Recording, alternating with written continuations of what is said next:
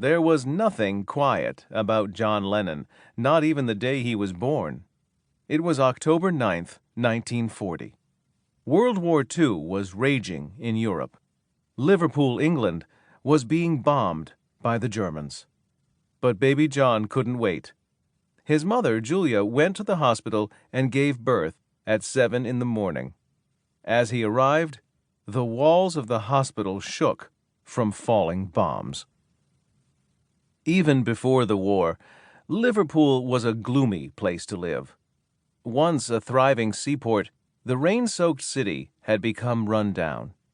Many factories were closing, and those that remained open didn't have enough jobs. Poor families were crammed into small apartments in the slums of town. At first, John lived with his mother and grandparents. John's father, Alfred, was never around. He worked on a ship and was gone for months on end. As hard as she tried, John's mother couldn't make enough money to support her baby son. For a little over a year, Alfred sent checks home.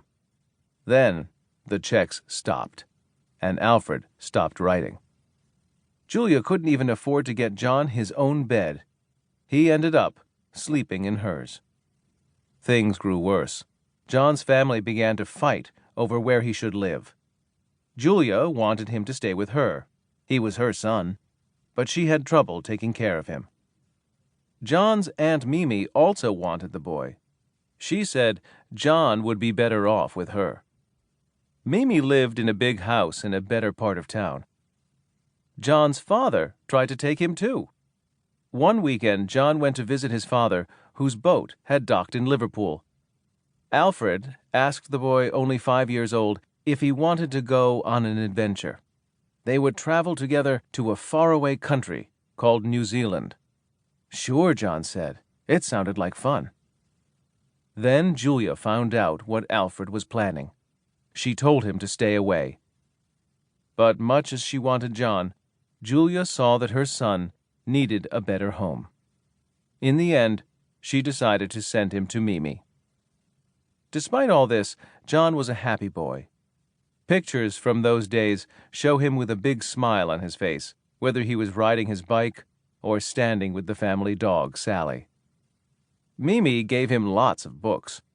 Along with reading, John liked to make monsters and skeletons out of paper and paste them over his bed. Because John was so young, he didn't really know that it was unusual to live with his aunt and have his mother visit. Besides, Julia acted more like a buddy than a mother. She loved to tell jokes, make funny faces, and sing.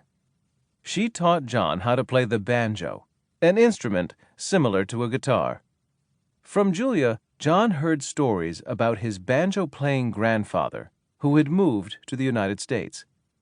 It was John's mother who gave him his first guitar. She also taught him how to play it. Aunt Mimi had lots of rules. She expected John to come home after school to do homework. She wanted him to go to bed early. She often had good reason to get mad at John. As he got older, John got into more trouble. He was smart, but he didn't work hard.